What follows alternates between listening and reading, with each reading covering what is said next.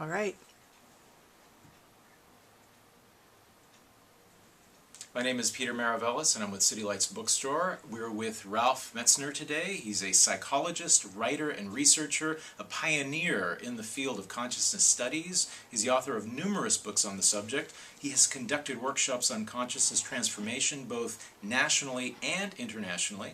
And he is the co-founder and president of the Green Earth Foundation, a non-profit organization devoted to the healing and harmonizing of relationships between humans and the earth.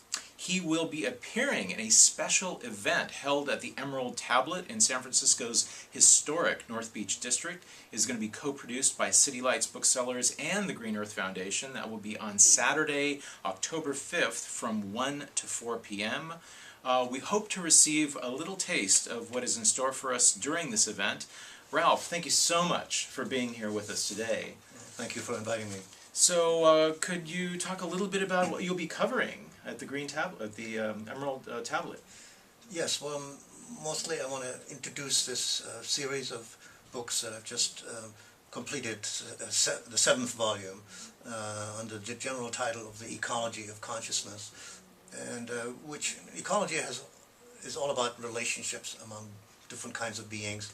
And consciousness is about relation. Consciousness is always relational. And that's been my field of study as a psychologist for 50 years. And so these books introduce the concepts and the findings that I've been working with people in the workshops that I've just been conducting. And as many people know, I originally worked with psychedelic substances at Harvard with Tim Leary and Alfred Ramdas, and but now then expanded, working with all kinds of ways of looking and understanding states of consciousness. So the first volume is called The Expansion of Consciousness, and that's a key concept that I want to introduce. Most people don't realize that consciousness can be expanded. It's not just fixed, and consciousness expanding states are states where you get more insights, more understandings, and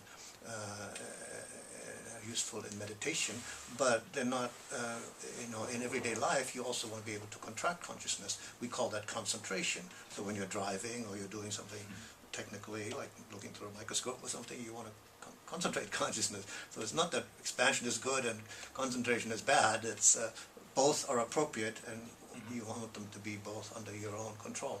So that's the first volume talks about that. The second volume talks about the roots of war and domination, and that's for me a personal subject because I was a war child. I was born in Germany in the Second World War, at the height of the Second World War, and I've always been, it's been my lifelong kind of obsessive interest is to try to understand what is it that drives people to war, peoples. And then the third volume is called Alchemical Divination, and alchemical divination is the name of the process that I use and I teach. Alchemy has to do with transformations of all kinds, and divination is accessing inner sources of knowledge and understanding for self-growth. And so that's, then the fourth volume is called Mind, Space, and Time Stream.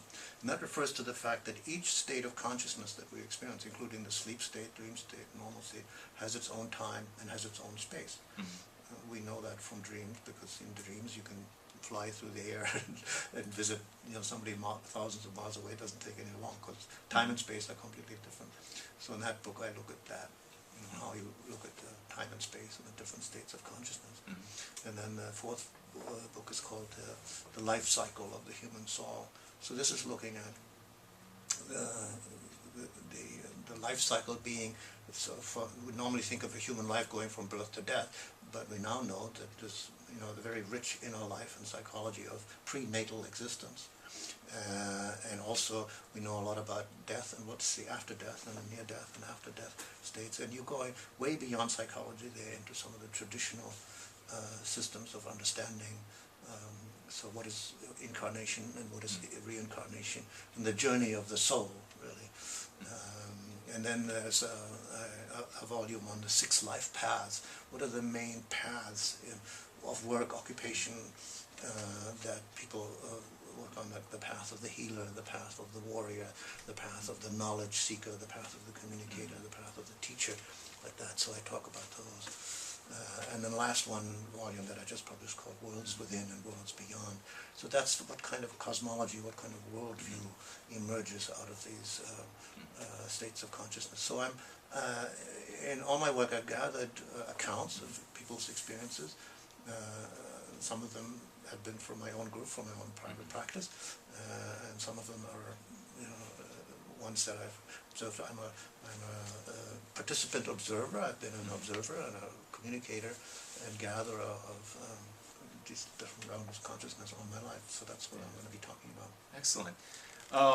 The Ecology of Consciousness series is a very huge work. I mean, what was your methodology in bringing all of this knowledge together? Well, they're like field reports. You can think of me as an anthropologist, which I like. I mean, I'm sort of an anthropologist in the study of consciousness. It's not like ordinary psychology. You don't do experiments with, where you have a control group or something like that, because you can't set it up like that. If you're studying dreams, for example, you have to take the accounts of because consciousness happens inside. There's no behavior to observe, so you have to ask people, and people talk about it. This is what the Dalai Lama has called first-person empiricism. It's like if you're doing studies of meditation, for example, you have to the person has to themselves talks about their experience, and that's, there's no outward behavior. The person's kind of sitting there with their eyes closed. There's nothing to observe or nothing to measure. Or you could measure brain waves, but that's not what's happening in consciousness. That's what's happening in the brain. So to study consciousness involves communication, and in that sense, and in particularly with these drugs that affect consciousness, they're completely different than any other kind of drug, because they don't have any significant effect on the heart or the muscles or the, I mean, they might have some effects on the brain, but that's not the important thing that's happened in it before. For example, certain substances like MDMA is used in the treatment of trauma, so they're adjuncts to psychotherapy in that sense. So there's nothing particular about the drug. That it has to do about people, and it's not the drug that produces the therapy. The therapy is produced by the interaction of the therapist and the person, the healer, and the drug is like the furniture. In a way, it's actually irrelevant, and that's one of the points I keep on emphasizing. And these particular drugs, it's misleading to ask and to say what this drug does is blah blah blah, because what it does, it depends what you do with it. That's the crucial thing. Like take MDMA, which is also known as ecstasy, is an incredibly useful and the most useful drug for the psychotherapy treatment of trauma. And but it's also used as ecstasy, even under a different name, by people who want to dance at raves. Now, they're not interested in healing any traumas. That's not the focus. But it's the same drug. So what does the drug do? See, so I'm interested in that, and it's a very interesting question as a psychologist. How is it possible that these same drugs sort of facilitate something coming out, and all depends, as my old friend Tim Leary used to say, set in the setting, the intention, and the context of what it is that you're doing. Yeah. Well, thank you so very much for spending this time with us. We look forward to that Saturday in October. We hope that you all join us. You can sign up by emailing us at Citylights. Please check out our website listing of the event to find out more information. It's going to be again on Saturday, October the 5th from 1 to 4 p.m. at the Emerald Tablet in North Beach. And it's free. And it is free. Thank you, Ralph. Thank you. Pleasure. Absolutely. Fantastic. Excellent. Thank you so much for organizing this.